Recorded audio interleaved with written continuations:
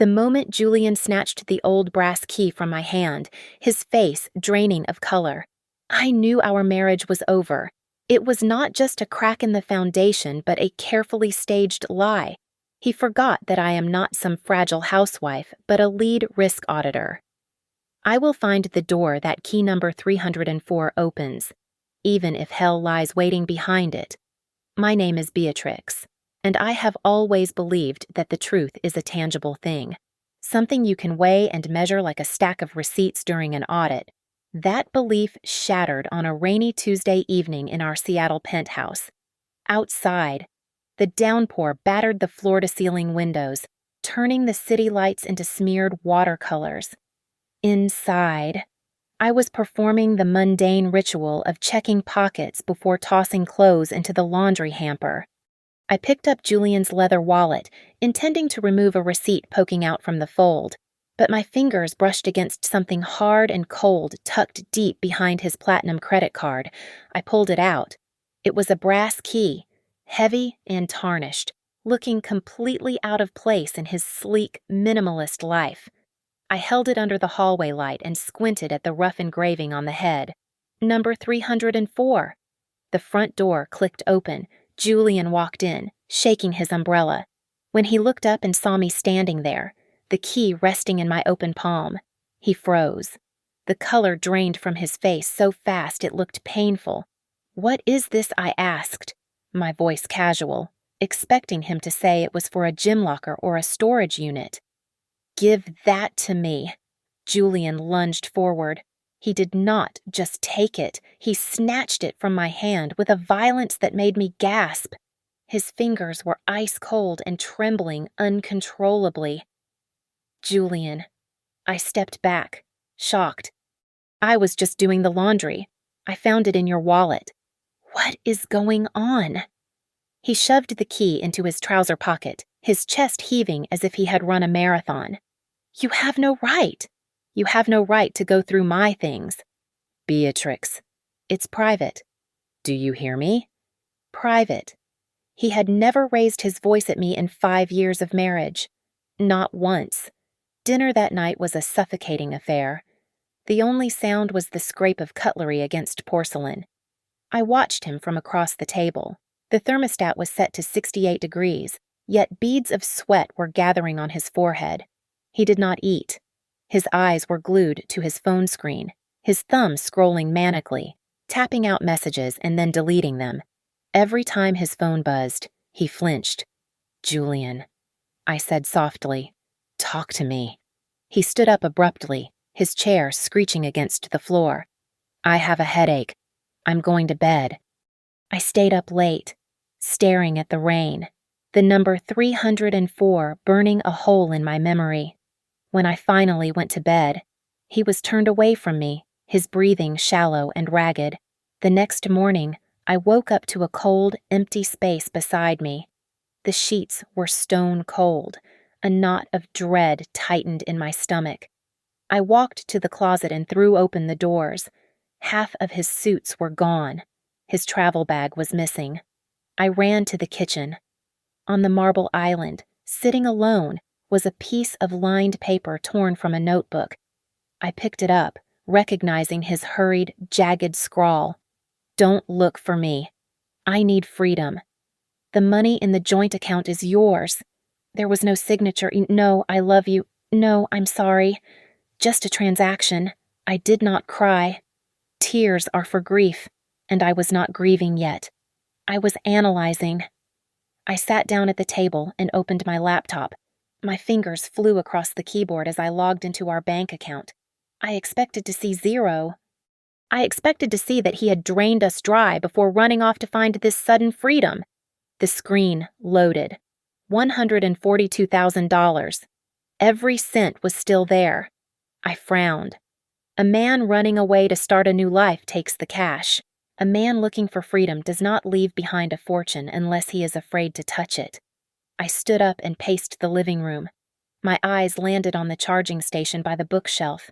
My breath caught in my throat. His smartwatch was sitting there, fully charged. Julian was obsessed with his health metrics. He tracked his steps, his heart rate, and his sleep cycles religiously. He never went to the mailbox without it, let alone left the state.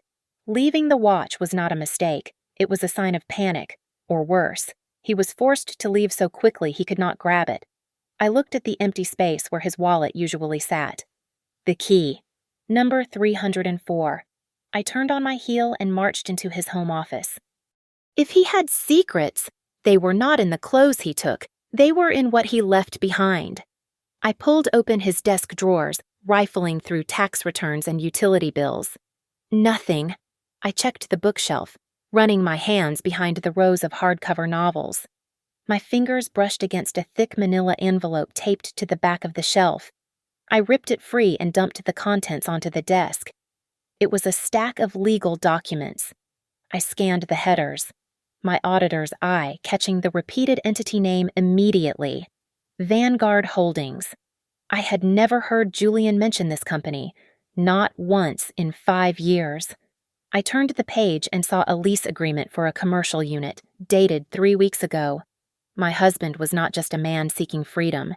He was a man entangled in something dark, and he had left the door wide open. I pulled into the bank parking lot at exactly 9 o'clock in the morning. My hands were steady on the steering wheel, my mind operating with the cold precision of a spreadsheet. I walked straight to the branch manager's office, bypassing the teller line. I did not have time for pleasantries. Mrs. Vance, the manager said, looking concerned as I sat down.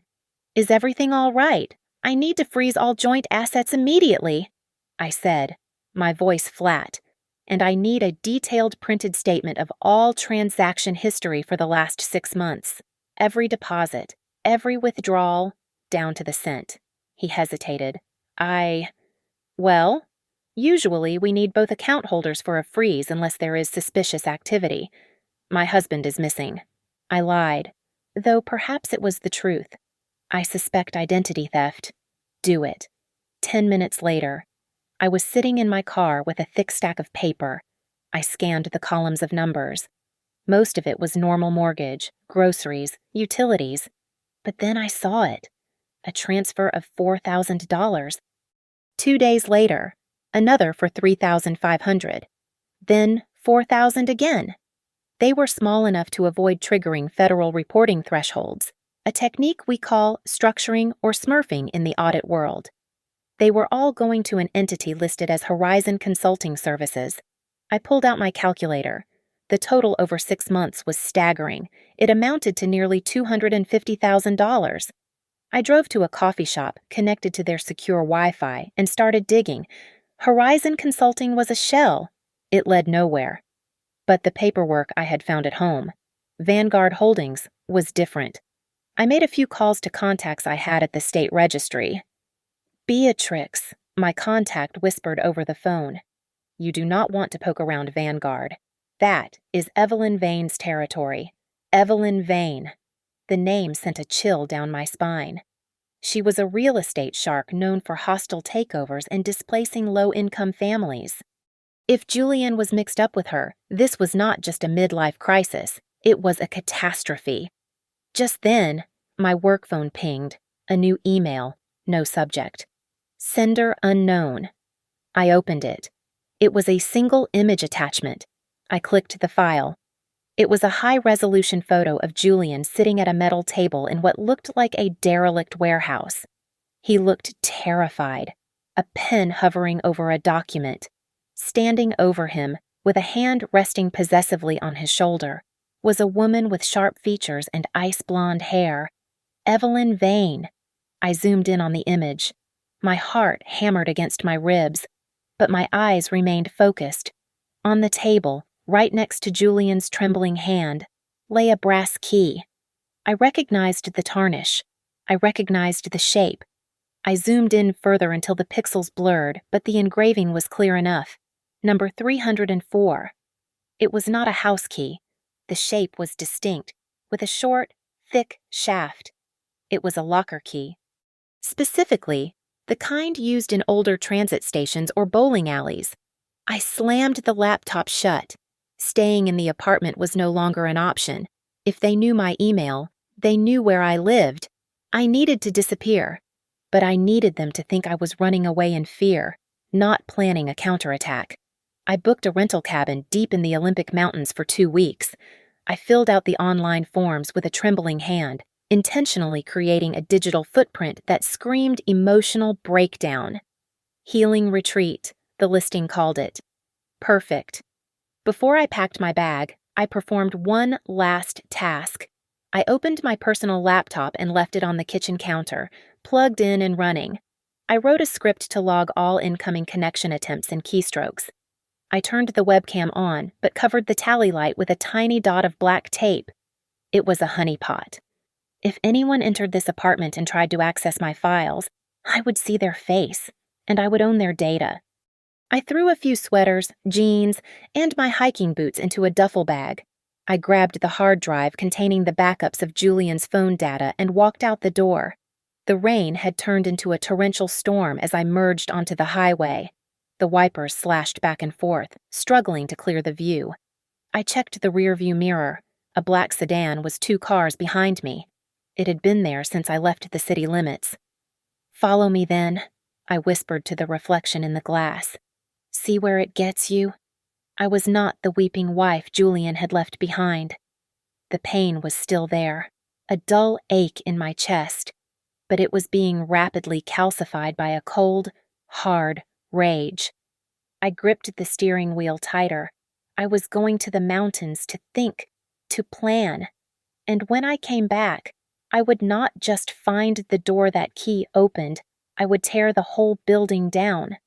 The cabin sat at the end of a dirt road that wound its way into the throat of the Olympic National Forest. The trees here were ancient and suffocating, draped in moss that dripped constant moisture onto the roof. My cell service was a ghost, flickering between one bar and searching, which was exactly what I wanted. To the world, I was unreachable. But as the silence of the woods pressed against the glass, I realized that if something went wrong out here, no one would hear me scream. I spent the first day fortifying my position. I dragged the heavy oak dresser in front of the back door and wedged a chair under the handle of the front entrance. I scattered dry twigs and broken glass from a bottle I found in the recycling bin across the front porch steps. It was crude, but it would serve as a primitive alarm system. Once the perimeter was secure, I sat down at the small kitchen table with Julian's smartwatch and my laptop. I synced the device, the screen filled with graphs and metrics. I pulled up his heart rate history for the last month. Julian had told me he was working late on Tuesdays and Thursdays. I looked at the data for those specific nights. At 7 o'clock in the evening, when he was supposedly sitting at his desk, his heart rate spiked to 140 beats per minute. It stayed there for nearly an hour.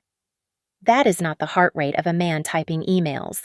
That is the heart rate of a man running for his life or facing a gun. I dug deeper into the system cache. Smartwatches often record snippets of audio when the voice command feature is accidentally triggered. I found a file dated 3 days ago, time-stamped at 10 at night. I put on my headphones and pressed play. Static hissed in my ears, followed by the sound of heavy breathing. "I did what you said." Julian's voice was barely a whisper, shaking so hard it distorted the audio. "The key is with me. Don't touch her, please. Just leave Beatrix out of this." My blood ran cold. I pressed the headphones tighter against my ears.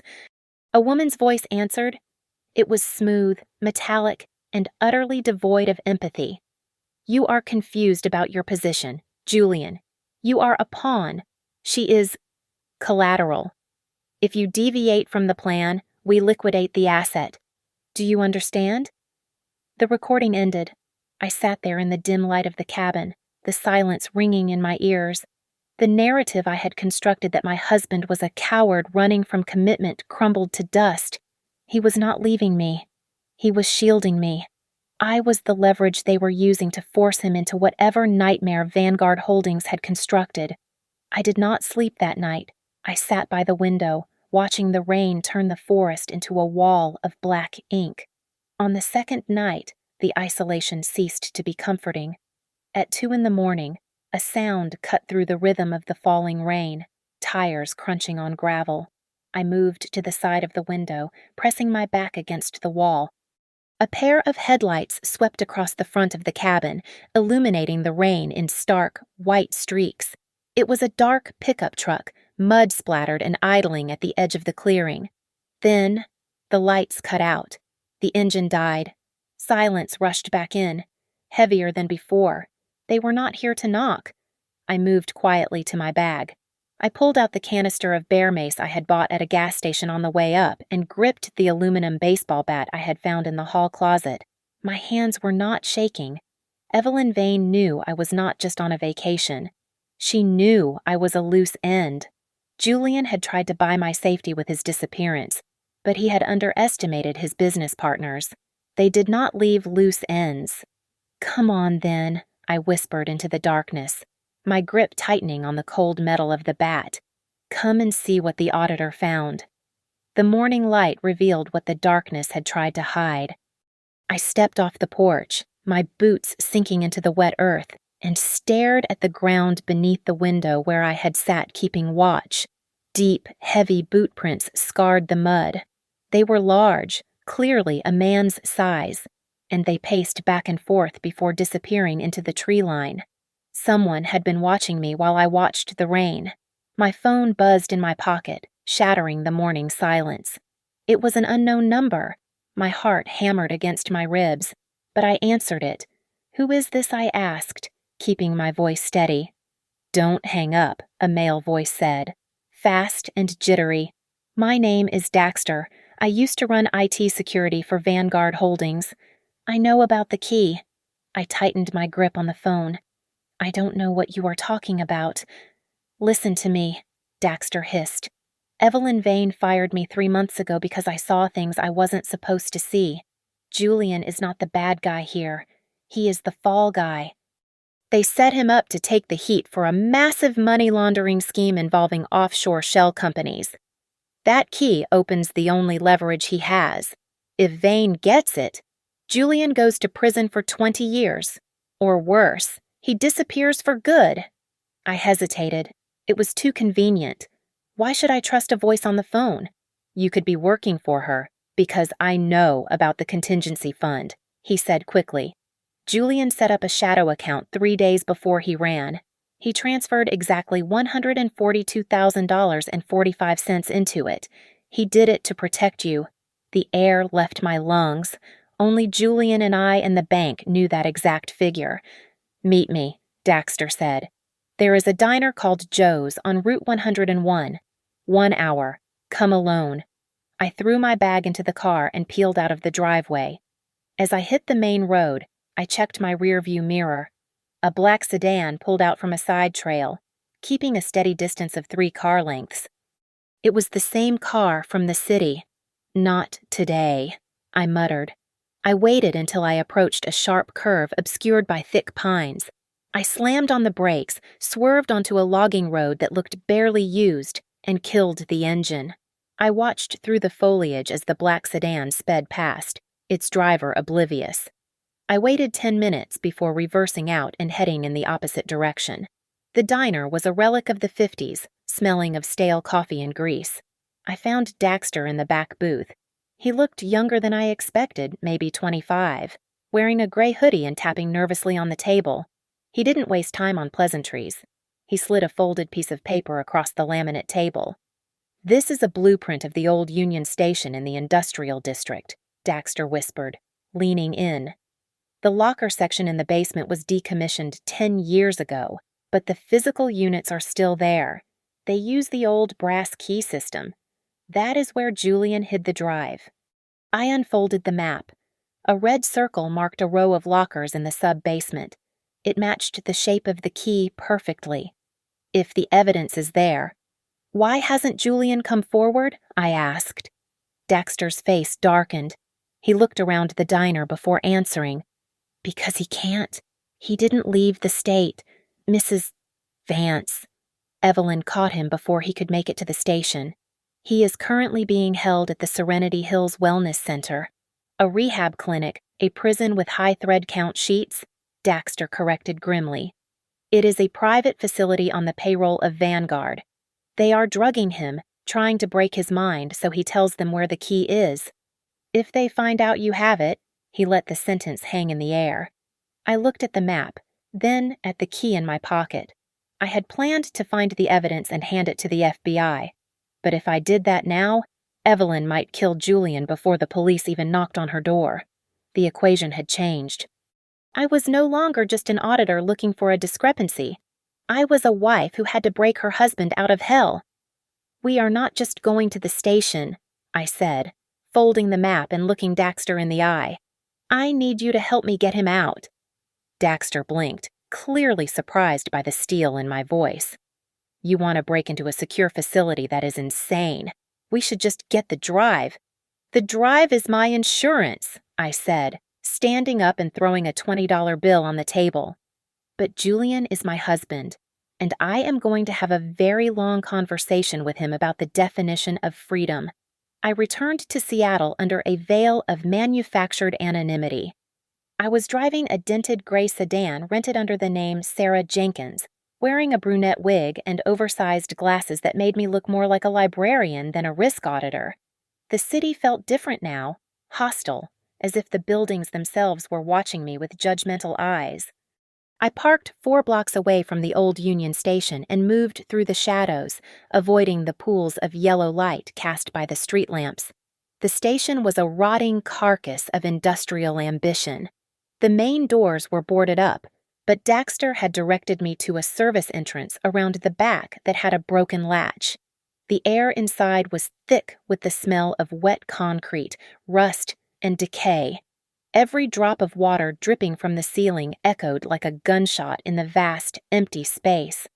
I navigated the maze of corridors using the blueprint Daxter had uploaded to my phone, descending into the sub-basement where the air grew colder and the silence heavier.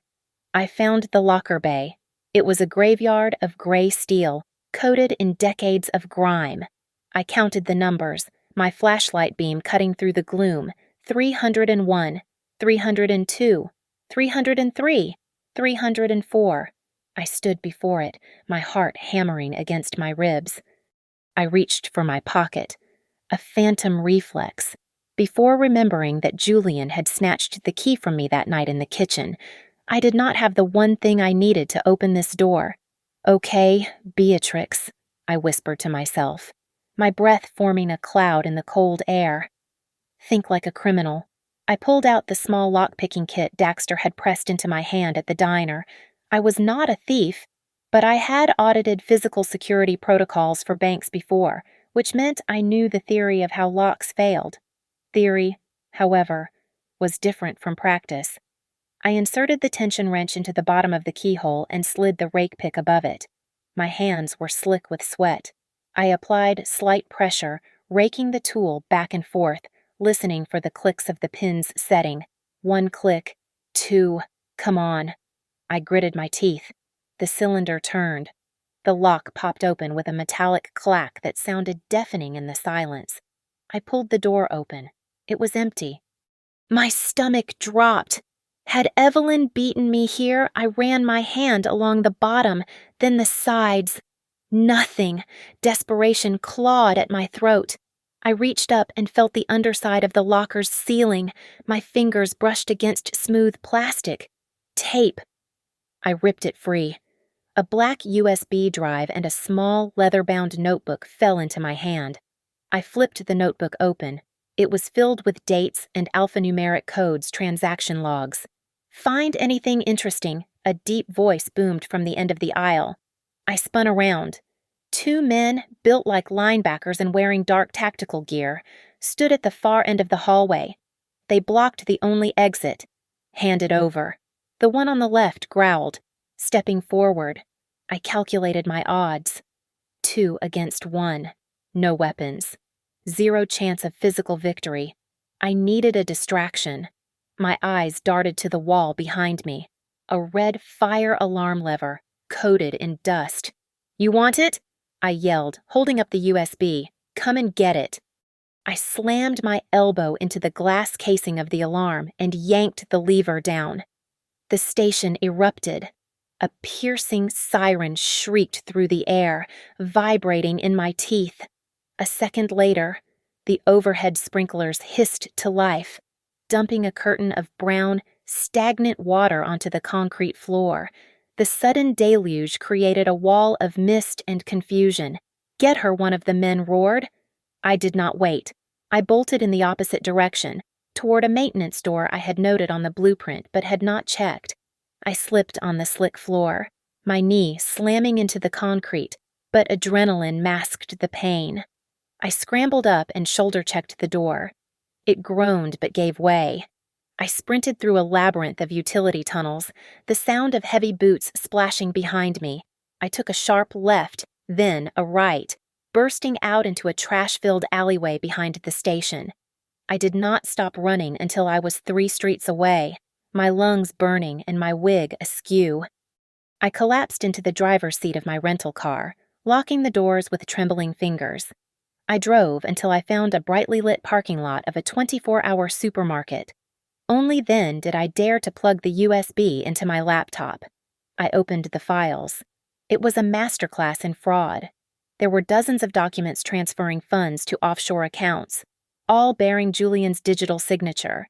But the timestamps told the real story. The signatures were applied milliseconds apart, faster than humanly possible. They were automated forgeries. And at the bottom of the summary file was the kill shot a planned whistleblower report, drafted by Evelyn Vane herself, accusing Julian Vance of embezzling $5 million from client accounts. "Oh, Julian," I whispered, staring at the screen as the pieces fell into place. "You were never the partner. You were the sacrifice." I clicked on the video file titled Insurance Policy, MP4. The footage was grainy, shot from a hidden angle in what looked like a hotel room. Julian was sitting at a table, his eyes glassy and unfocused. He looked like a marionette with its strings cut. A hand entered the frame, Evelyn Vane's manicured hand sliding a stack of documents toward him. "Just sign it." "Julian," her voice purred from the speakers. "And the debt goes away." He picked up the pen. His hand shook so violently that he had to grip his right wrist with his left hand just to steady it. He signed. I felt a surge of bile rise in my throat. It was a mixture of profound pity and white-hot anger. He looked so small, so incredibly weak. I wanted to reach through the screen and shake him, to ask him why he had not come to me, why he thought he had to face these wolves alone. He had sold his integrity not for greed, but out of fear. My phone buzzed. It was Daxter. "I have him," Daxter said. I forgot about the cardiac monitor. Julian had that minor arrhythmia scare 2 years ago. Remember? He has an implantable loop recorder. It pings a passive GPS signal to the manufacturer's server for emergency location services. I hacked the server. Where is he? A private marina in West Seattle. The vain glory. It is Evelyn's yacht. As soon as I hung up, the phone rang again. This time, the caller ID was blocked. I took a deep breath, composed my features in the reflection of the rearview mirror, and answered, "Mrs. Vance." Evelyn Vane's voice was as sharp as broken glass. "You have something that belongs to me, and I believe I have something that belongs to you. I want him back," I said, keeping my voice trembling slightly, playing the part of the terrified wife. "You can have him," Evelyn replied dismissively, "and I will throw in a little severance package. $500,000. Enough to start over somewhere. Quiet. Bring the drive to the marina. Come alone." I paused, letting the silence stretch. Then I hardened my tone, just enough to sound greedy. "Make it $1 million. Cash. And I want a plane ticket to Mexico." Evelyn laughed, a dry, humorless sound. "Everyone has a price. I knew you were a smart girl." 1 hour. I hung up. I was not going to Mexico. I opened my email client. I attached the entire folder of evidence and sent it to Daxter. Then, I set up a scheduled email addressed to the Seattle field office of the FBI. It was set to send in exactly 24 hours unless I logged in to cancel it. It was a dead man's switch. If I did not walk off that boat, Evelyn Vane was going down with me. I drove to the marina. The rain had stopped, leaving the air smelling of salt and diesel. The Vane Glory was a floating palace, lit up like a Christmas tree. I could hear the thump of bass and the clinking of glasses. She was hosting a party. It was the perfect cover, a public place that was entirely private. I walked down the dock. 2 security guards in ill-fitting suits stepped forward to intercept me, but I held up the USB drive like a holy relic. They spoke into their earpieces and stepped aside. I stepped onto the deck. The party was in full swing. Waiters circulated with champagne flutes among men in tuxedos and women in glittering gowns. No one noticed the woman in the wet raincoat and hiking boots. Then I saw him. Julian was sitting on a plush white sofa near the stern, flanked by 2 more guards. He looked terrible. His skin was gray, his eyes sunken into dark hollows. He was staring at the floor, completely broken. He looked up as I approached. His eyes widened in terror. "Beatrix," he mouthed, shaking his head. "Run." I did not run. I straightened my spine. I was a lead risk auditor, and I had walked into boardrooms full of hostile executives and torn their financials apart. This was no different. Evelyn Vane detached herself from a group of investors and glided toward me, holding a glass of wine. She looked immaculate and terrifying. "You are late," she said, smiling a smile that did not reach her eyes. I looked at her, then at Julian, and then back to her. I did not hand over the drive. I did not ask for the money. "I am not late," I said, my voice cutting through the ambient noise of the party. "I am just in time to audit your books." "Evelyn," her smile faltered. She had expected a desperate housewife. She had not expected me. The contrast between the setting and the situation was nauseating. The deck of the Vane Glory was polished teak, smelling of expensive perfume and sea salt, while the woman standing in front of me was rotting from the inside out. Evelyn Vane swirled the Pinot Noir in her glass, looking at me with the pity one might offer a stray dog. "You look out of place, Beatrix," Evelyn said, her voice smooth and venomous. "But then again, you always were." "Did you really think a man like Julian fell in love with a woman like you? You are so clinical, so boring."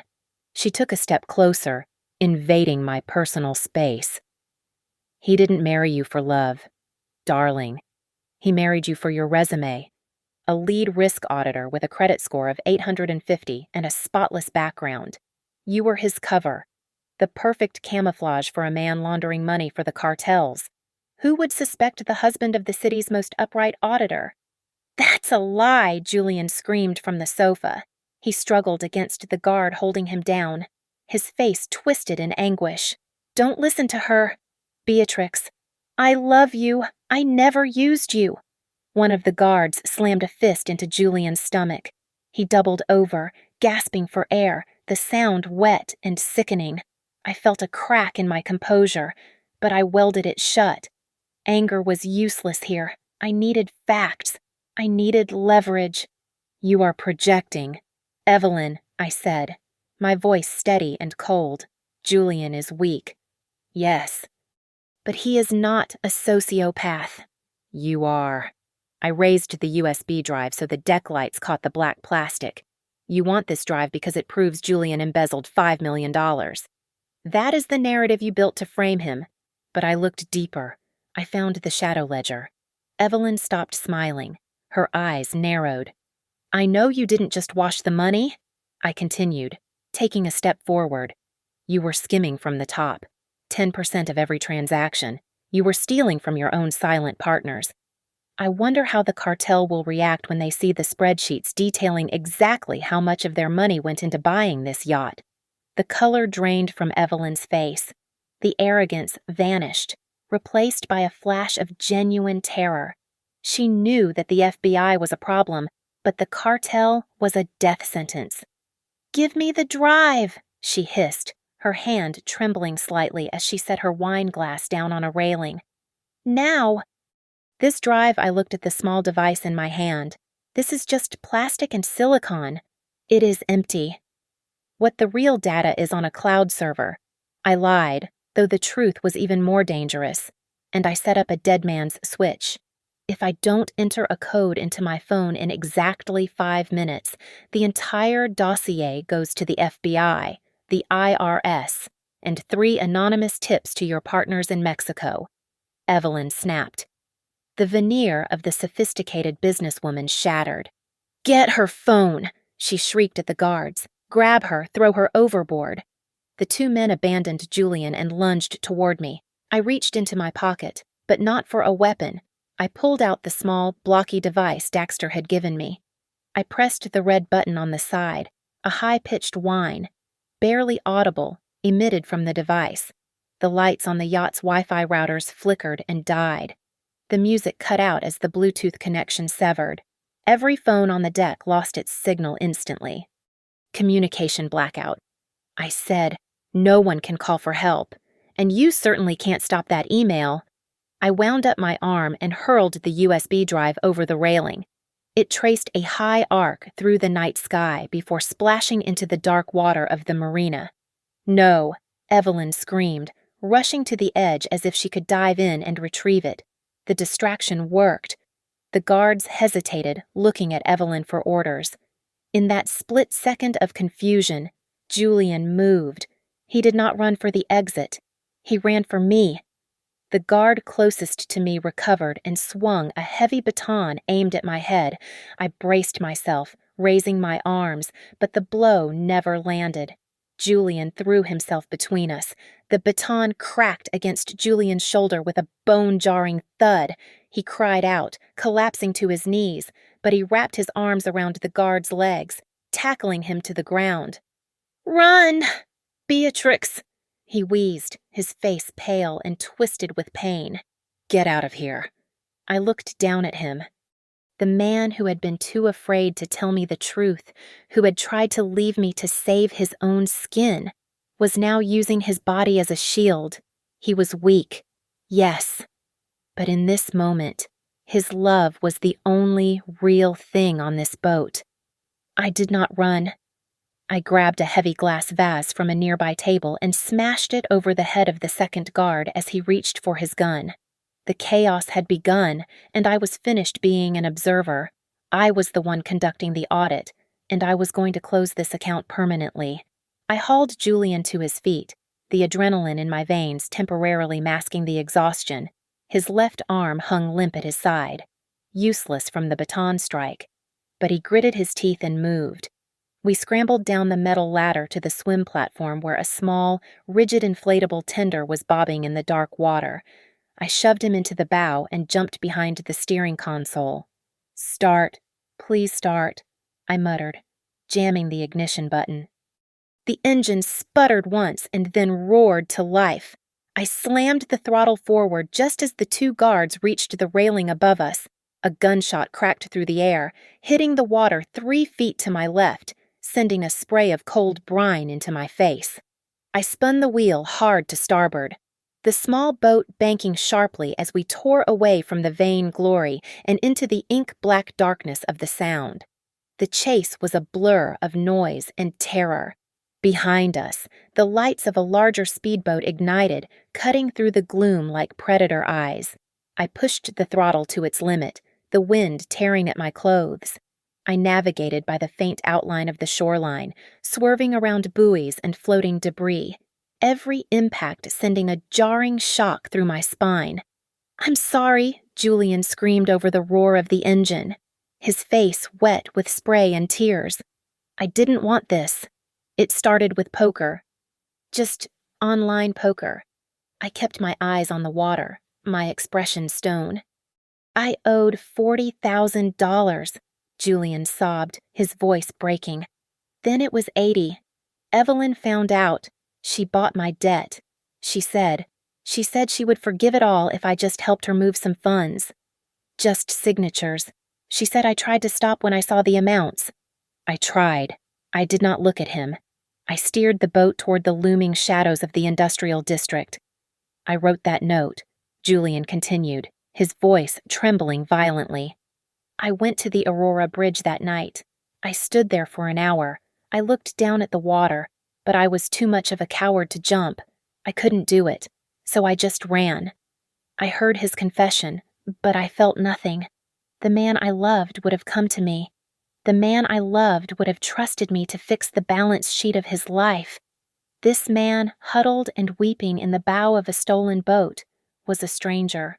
I was saving him because he was evidence, not because he was my husband.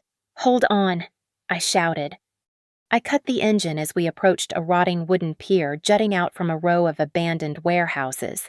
We drifted in, the hull scraping loudly against the barnacles. I dragged Julian onto the dock. We stumbled toward the nearest structure, a cavernous sheet metal building with broken windows. As we reached the heavy sliding doors, beams of light cut across the far end of the street. Tires screeched on asphalt. I peeked through a crack in the metal. 2 black SUVs had blocked the east exit. Evelyn's sedan was blocking the west. "We are trapped," Julian whispered, panic rising in his throat. "Inside. Now," I ordered. We retreated into the shadows of the warehouse, hiding behind a stack of rusted shipping crates. I checked my phone. No signal inside the metal walls, but the email the dead man's switch was already in the cloud. We just had to survive until the authorities opened their inboxes. The main doors groaned and slid open. Evelyn Vane walked in. She had lost her shoes. Her expensive dress was torn at the hem, and her hair was wild, plastered to her forehead with sweat. She held a silver pistol in her right hand, her grip white-knuckled. She looked frantic. A woman whose empire was crumbling by the second. "I know you are in here," Evelyn screamed, her voice echoing off the metal rafters. "Come out! Give me the code to stop the leak." I stayed silent, pressing my hand over Julian's mouth to stifle his heavy breathing. Evelyn marched down the center aisle, swinging the gun wildly. "You think you have won. You are nobody. I built this city. I own the police. Come out." She stopped 10 feet from our hiding spot. She paused, tilting her head as if listening to the silence. Then, a cruel smile twisted her lips. She did not look at me. She looked at the blood trail Julian had left on the concrete floor. "Fine," Evelyn said, her voice dropping to a terrifyingly calm register. "Play hide and seek." She raised the gun and aimed it blindly at the crates. "If you don't walk out here in 3 seconds, Beatrix, I am going to start shooting through these boxes until I hear meat slap against the floor. And I promise you, I will aim low. I will shoot your husband in the stomach so he dies slowly while you watch." "Is that what you want?" Julian's eyes widened in terror. He shook his head frantically against my hand. "1," Evelyn yelled, cocking the hammer of the gun. "2, I could not let him die. Not like this." I released Julian and stepped out from behind the crates. My hands raised in surrender. "I am here.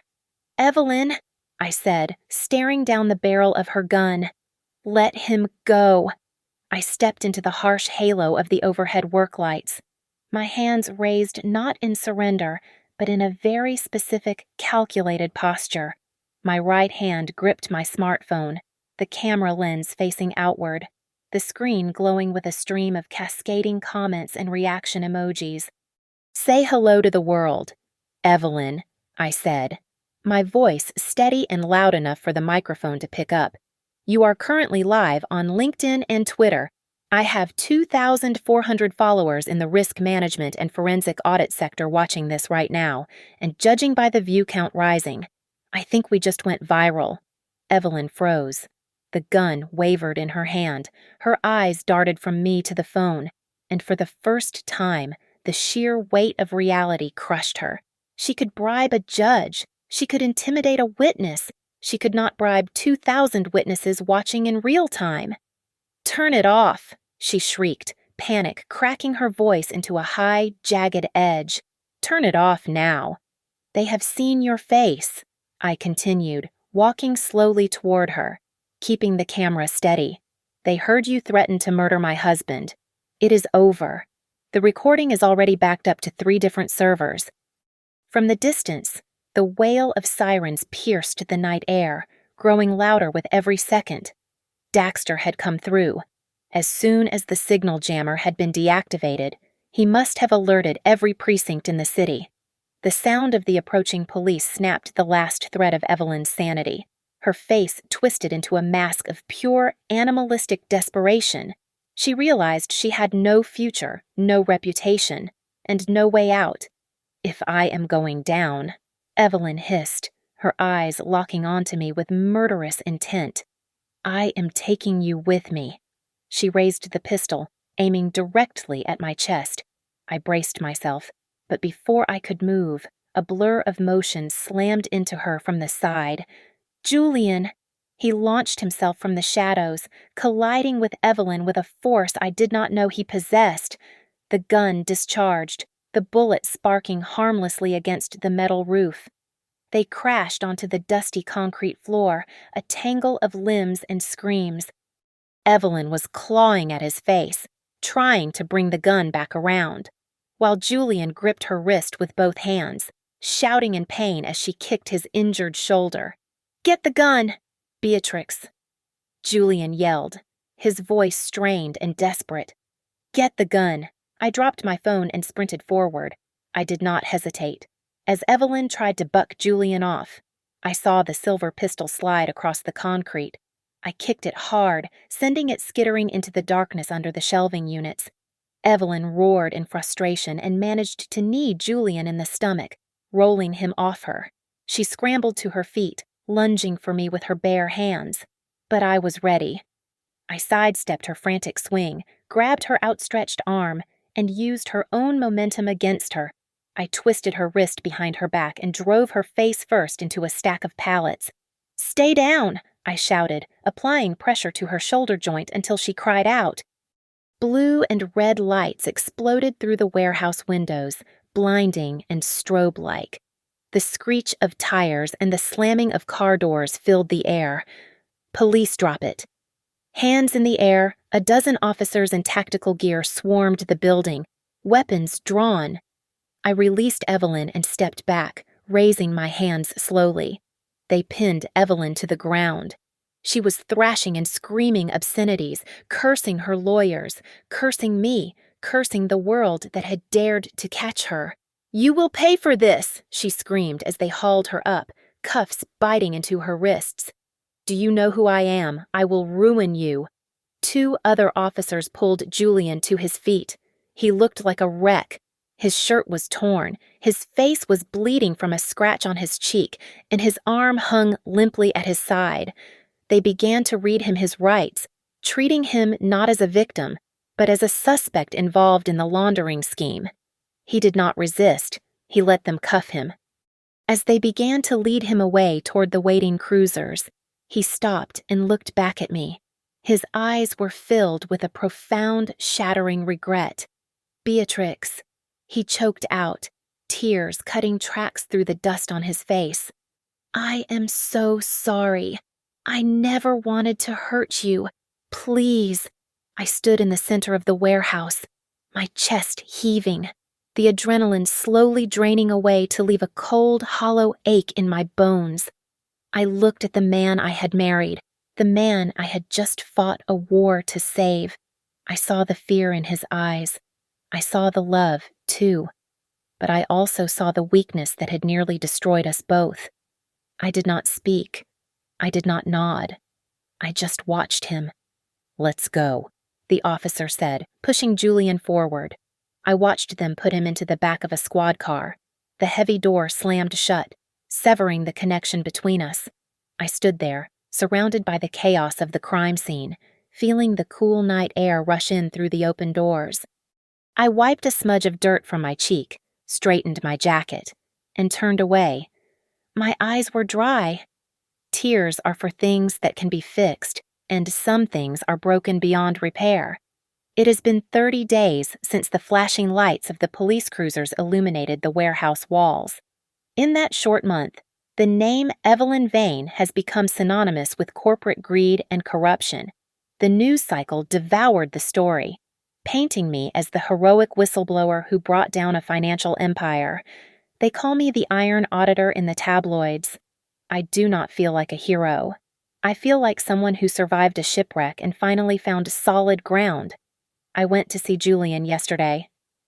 The visiting room at the county detention center was sterile, smelling of industrial cleaner and hopelessness. He sat behind a thick glass partition, wearing a jumpsuit that was 2 sizes too big for him. Thanks to the evidence I provided and his willingness to testify against Evelyn's silent partners, his lawyer managed to cut a deal. He is looking at 18 months in a minimum security facility, followed by 3 years of probation. It is a slap on the wrist compared to what Evelyn is facing, but his career in finance is dead. He looked up when I sat down, his eyes filled with a desperate, pathetic hope. Beatrix. He breathed, leaning toward the glass. You came. They said I could be out in less than 2 years with good behavior. We can fix this. I know it looks bad, but I did it for us. I wanted us to have the money, the lifestyle you deserve. I wanted to be the provider. I looked at him, really looked at him, and realized the man I loved had never really existed. He was a projection of my own desire for stability. I reached into my bag and pulled out a manila envelope. I slid it through the slot at the bottom of the glass. "What is this?" he asked, his voice trembling. "Divorce papers," I said, my voice calm and steady. "You can sign them now, or you can sign them when your lawyer brings them next week." "No, Beatrix, please." Julian slammed his hand against the glass, ignoring the guard who stepped forward to warn him. "I did this for you. Doesn't that count for anything?" I stood up, smoothing the wrinkles in my skirt. "The freedom you wrote about in that note you left on the kitchen counter. I am giving it back to you. I don't need a man who sells his soul for a shortcut. Goodbye." Julian. Walking out of the prison facility, the heavy steel doors clanged shut behind me with a sound of finality. I stepped into the parking lot. The sun was shining, a brilliant, blinding white light that warmed my skin. I took a deep breath, filling my lungs with air that tasted sweet and clean. For the first time in 5 years, I was not auditing someone else's life. I was living my own. I wasted no time in severing the remaining ties. I sold the penthouse in Seattle. I could not live inside those walls anymore. They held too many ghosts of a lie. The federal government has a program for whistleblowers that awards a percentage of the recovered funds from financial crimes. The check I received for exposing Evelyn's money laundering operation was substantial. It was enough to ensure I never had to rely on anyone else ever again. I used the money to lease a small, modern office space overlooking Elliott Bay.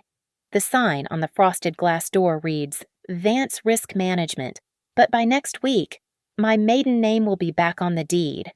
I sat in my new leather chair, spinning it around to look at the view. The water sparkled in the afternoon light. On my mahogany desk, sitting atop a stack of fresh client files, was the old brass key. Number 304. I kept it. It was no longer a piece of evidence. It was a reminder, a totem to remind me that the truth is always worth the cost. My phone buzzed on the desk. I glanced at the screen. It was a message from Daxter. "Hey, boss. Found a vulnerability in that banking firewall you asked me to test. Coffee. We need to discuss your fee structure." I smiled. I picked up the phone and opened my contacts. I scrolled down to the name Julian Vance. I pressed delete. The contact vanished. I stood up and walked to the window, watching the ferries cut through the deep blue water. I had found a strange key in my husband's wallet. I thought it would open a box of secrets. Instead, it did something far more important. I had found the key, not to open up the dark corners of my husband's life, but to unlock my own life from the cage of deception I had been living in. And that door, the one that leads to my future, I will never close again. Thank you so much for listening to this story. I would love to know where you are tuning in from. So please leave a comment down below sharing your location and your thoughts on Beatrix's journey. If you enjoyed this video, please make sure to subscribe to the Mia Revenge Stories channel. Hit the like button and smash that hype button so this story can be heard by even more people.